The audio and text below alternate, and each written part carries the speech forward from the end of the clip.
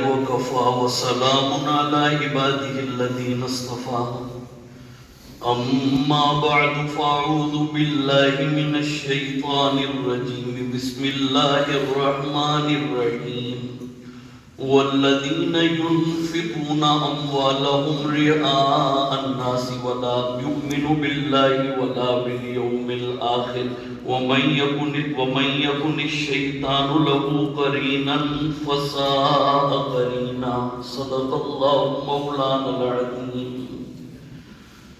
قرآن کریم کی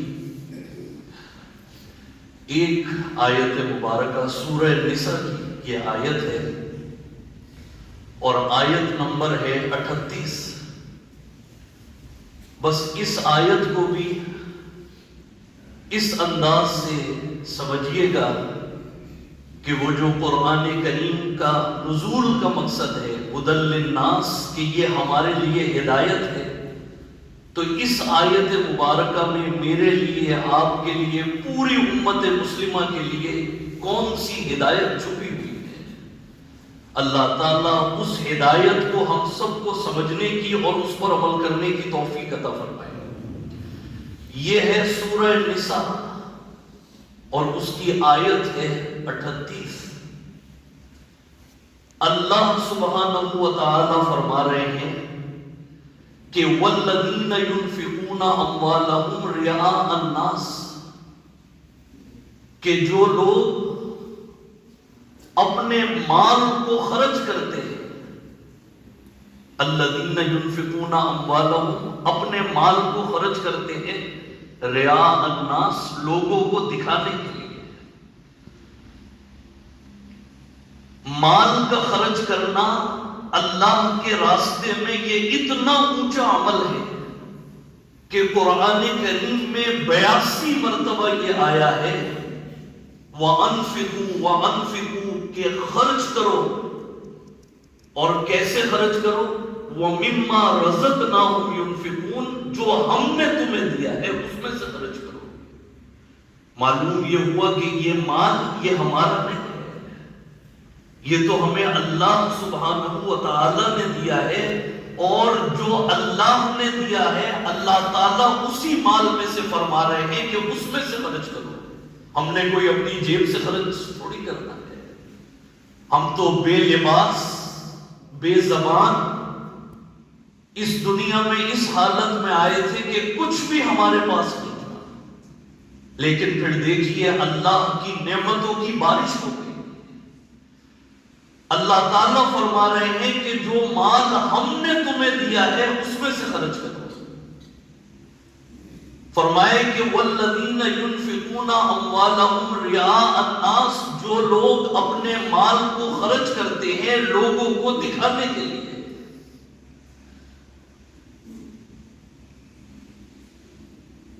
یہ کون لوگ ہیں؟ وَلَا يُؤْمِنُ بِاللَّهِ، اللہ پر بھی ان کا ایمان نہیں ہے، وَلَا بِالْيَوْمِ الْآخِرِ، قیامت کے دن پر بھی ان کا ایمان نہیں ہے۔ کیوں؟ اس لیے کہ جو مال تم لوگوں کو دکھانے کے لیے خرچ کر رہے ہو، اگر تمہارا ایمان اللہ سبحانہ و تعالی کی ذات پر ہوتا تو پھر تم مال اللہ کی رضا اور خوشنودی کے لیے خرچ کرتے، لوگوں کو دکھانے کے لیے خرچ نہ کرتے۔ اور اگر تمہیں وَلَا بِالْيَوْمِ الْآخِرِ، اگر تمہیں قیامت کے دن کا یقین ہوتا کہ ایک دن تمہیں موت آئے گی، تمہیں قبر میں رکھا جائے گا اور تم پھر مٹی میں مل کے مٹی ہو جاؤ گے، اور پھر اللہ تعالیٰ اسی مٹی کو کن کہیں گے، تمام اجزاء جمع ہو کے اللہ قیامت کے دن دوبارہ کھڑا کر دیں گے۔ اگر اس بات کا یقین ہوتا تو تم لوگوں کو دکھانے کے لیے خرچ نہ کرتے۔ اس آیت میں کیا چیز پتہ چل رہی ہے کہ جو مال اللہ کی رضا کے لیے خرچ نہ کیا جائے بلکہ مخلوق کو دکھانے کے لیے، ریا الناس، دکھانے کے لیے لوگوں کو۔ الناس کا مطلب ہے لوگ اور ریا کا مطلب ہے دکھانا۔ ریا الناس، لوگوں کو دکھانے کے لیے۔ معلوم یہ ہوا، اس کے ساتھ وہ حدیث میں لائیے گا، بات سمجھ میں آ جائے گی حضور اکرم صلی اللہ علیہ وآلہ وسلم فرماتے ہیں من صلی یرائی فقد اشرکا من صام یرائی فقد اشرکا ومن تصدق یرائی فقد اشرکا، جس نے لوگوں کو دکھانے کے لیے نماز پڑھی اس نے شرک کیا، جس نے لوگوں کو دکھانے کے لیے روزہ رکھا اس نے شرک کیا، جس نے لوگوں کو دکھانے کے لیے صدقہ اور خیرات کیا اس نے شرک کیا۔ فقد اشرکا فعل ماضی پر جب قد آ جائے، جو عربی زبان سے واقف ہیں، یعنی مطلب یہ ہے کہ شرک کر دیا اس نے، یہ نہیں کہ شرک کرے گا، شرک کر دیا۔ اب میرے دوستوں اور بزرگوں اس آیت کو سامنے رکھیے اور پھر اپنے گرد و پیش کا ہم کس انداز سے اول تو خرچ نہیں کرتے، اور اگر خرچ کرتے ہیں تو ہمارا انداز کیا ہوتا ہے۔ حتیٰ کہ جو باپ دادا قبر میں جا کے سو گئے، قبر میں چلے گئے، ان کی نیکیاں گنوا رہے ہیں کہ جی یہ کام میرے والد نے کیا تھا، یہ میرے دادا نے کیا تھا۔ اب سوچئے کہ کیا یہ ہم ان کو ثواب پہنچا رہے ہیں کہ یا ان کی نیکی کو ہم ضائع کر رہے ہیں؟ اور پھر اپنے گرد و پیش کا جائزہ لیں۔ رمضان کا مہینہ ہے، جگہ جگہ افطاری ہو رہی ہے، اللہ تعالیٰ قبول فرمائے، لیکن اس آیت کو سامنے رکھتے ہوئے آپ دیکھیں کہ یہ جتنی بھی افطاریاں ہو رہی ہیں اور بڑے بڑے دسترخوان ہیں اور مختلف جو چیریٹی والے ہیں، فاؤنڈیشن والے ہیں، وہ عین مغرب کی نماز ہونے والی ہے اور بیچ چوراہوں پر اور بڑی بڑی روڈز پر اور سڑک پر موجود ہیں، اور جیکٹس کے اوپر فاؤنڈیشن اور چیریٹی کے نام لکھے ہوئے ہیں، اور لوگوں کو افطاریاں بانٹ رہے ہیں۔ سبحان اللہ، حالانکہ مغرب کی نماز فرض ہے۔ کیا یہ مسلمان جس نے روزہ رکھا اس کو اس بات کا علم نہیں تھا کہ میں نے جو روزہ رکھا ہے مغرب کی نماز بھی میرے اوپر فرض ہے، افطاری کرنا اس کے بھی آداب ہیں کہ دسترخوان لگایا جائے اور دعا کی جائے، یہ کیوں سڑک پر افطاری کر رہا ہے اس وقت؟ یہ کیا اسلامی ملک ہے کہ کوئی اور کوئی دوسرا ملک ہے؟ حالانکہ آپ دیکھیں اس آیت کو سامنے رکھیں اور پھر اس کو دیکھیں، اور پھر سب سے بڑی بات جو اجتماعی افطاریاں ہو رہی ہیں، دسترخوان لگے ہوئے ہیں بڑے بڑے، مساجد میں بھی ہو رہی ہیں۔ کڑوی بات ہے لیکن یہ ہمارا جو مرض ہے اس کی تشخیص ہے۔ مغرب میں آ گئے افطاری کرنے، لیکن وہ مسلمان خود آپ غور کیجئے گا، آپ کو عشاء کی نماز میں نظر نہیں آئیں گے، وہ صرف افطاری کرنے آئیں گے۔ نماز تو فرض ہے۔ معلوم یہ ہوا کہ کھلانے والے بھی ریاء الناس کر رہے ہیں، دکھاوا ہے، اور آنے والے بھی، ان کی حالت بھی ہے۔ اب سنیے گا جو اصل بات ہے۔ فرمایا کہ یہ کون لوگ ہیں جو ایسا کرتے ہیں؟ جو لوگوں کو دکھانے کے لیے خرچ کرتے ہیں، ان کا اللہ پر بھی ایمان نہیں ہے، قیامت کے دن پر بھی ایمان نہیں ہے۔ وَمَن يَكُنِ الشَّيْطَانُ لَهُ قَرِينًا، ان کا کون ہے ساتھی، کون ان کو گائیڈ کر رہے ہیں؟ اللہ تعالیٰ فرماتے ہیں شیطان ہے ان کا ساتھی، ان لوگوں کا۔ وَسَاءَ قَرِينًا، اور کتنا برا ساتھی ہے کہ محنت بھی کر رہے ہیں، اتنا مال افطاری اور رزق تقسیم کر رہے ہیں، لیکن سب بیکار ہو رہا ہے۔ حدیث میں آتا ہے، غور سے سنیے گا، قیامت کے دن اللہ تعالیٰ یہ فرمائیں گے کہ دنیا میں جس مقصد کے لیے اور لوگوں کو دکھانے کے لیے اور لوگوں کو خوش کرنے کے لیے تم نے یہ کام کیا تھا، آج تم بدلہ بھی انہی لوگوں سے لو جائے، آج میں تمہیں بدلہ دوں۔ میرے دوستوں اور بزرگوں، اس آیت کو سننے کے بعد میری بھی اصلاح ہونی چاہیے، آپ کی بھی اصلاح ہونی چاہیے۔ یہ آیت صرف یہ نہیں کہ ہم ایک کان سے سنیں اور دوسرے کان سے نکال دیں، یہ قرآن ہدایت کے لیے نازل ہوا ہے۔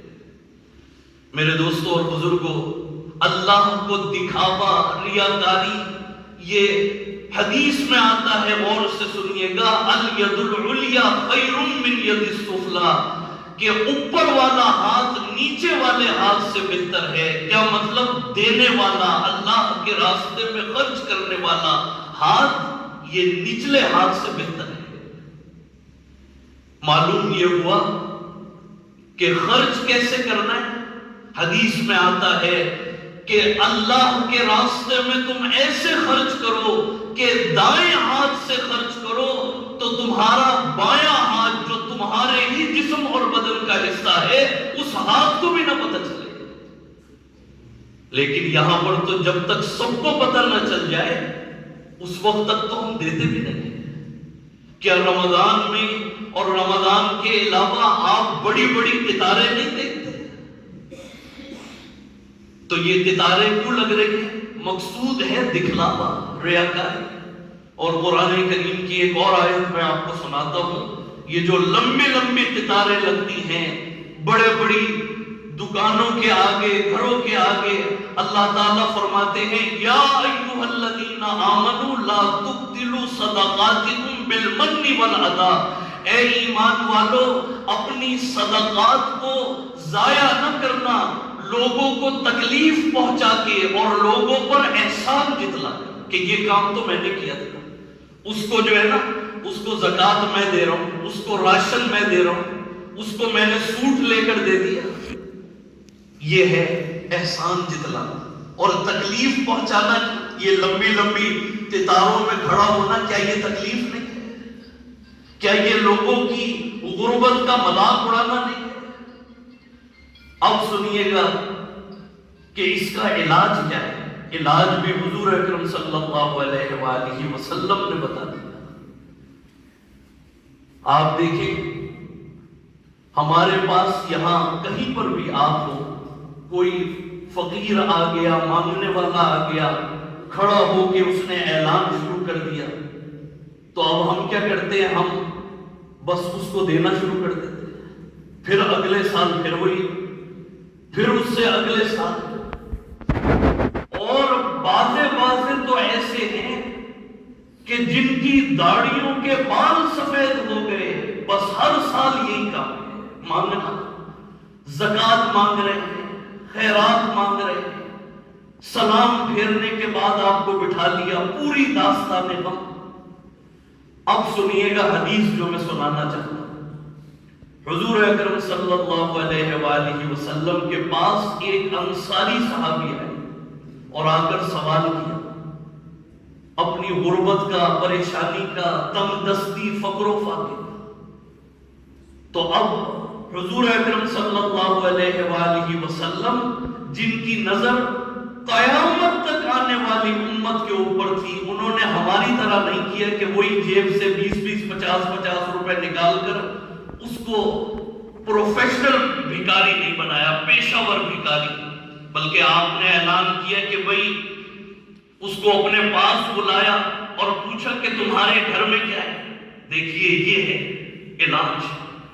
وہ صحابی کہنے لگے کہ یا رسول اللہ میں بہت فقر و فاقہ ہے، غربت ہے، بس میرے پاس ایک ٹاٹ ہے، یعنی ایک کپڑا جس کو بچھا کے میں سو جاتا ہوں، اور ایک پیالہ ہے۔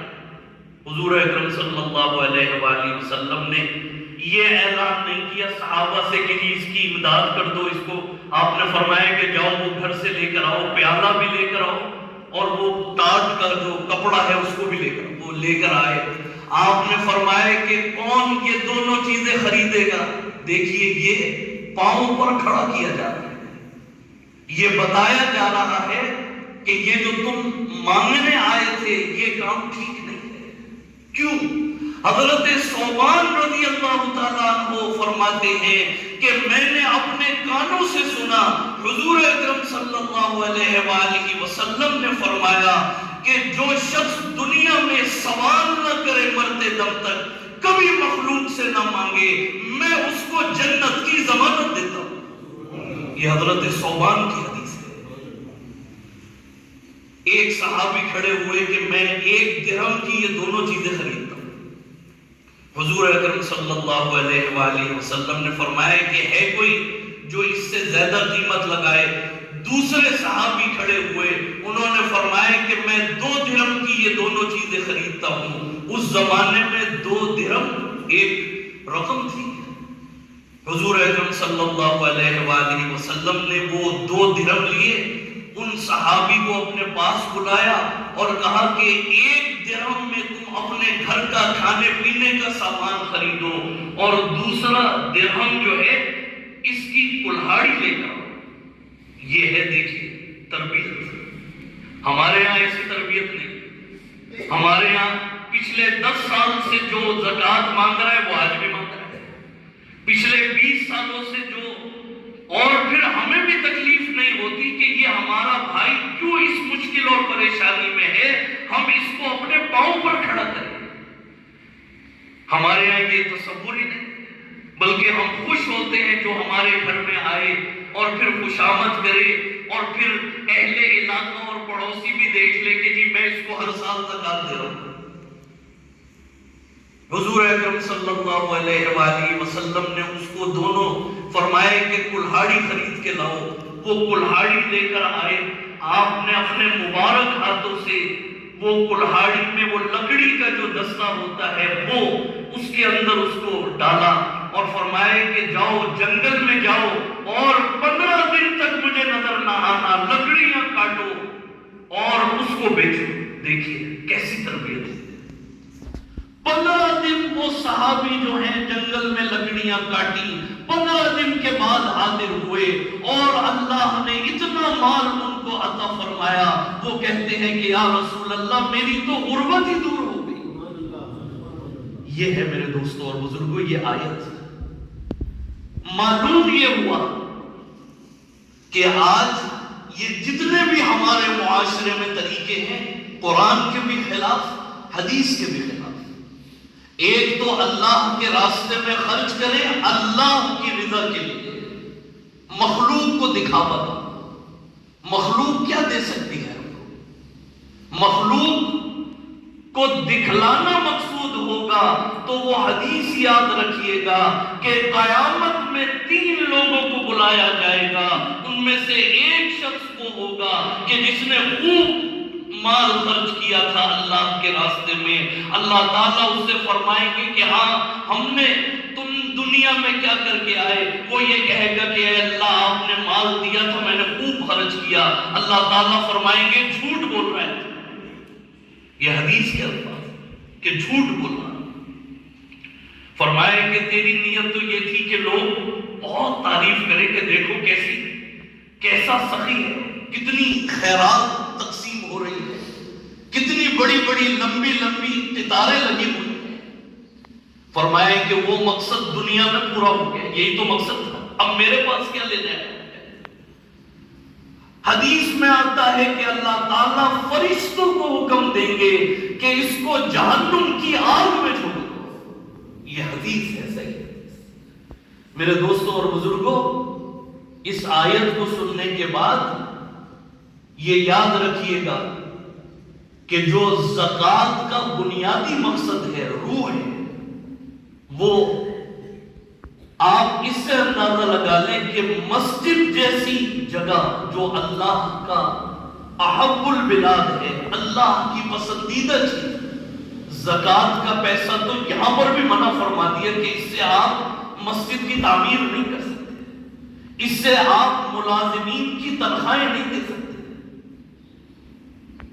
تو جب مسجد کی عمارت سے منع کر دیا گیا تو پھر آپ کیوں ہاسپٹل بنا رہے ہیں؟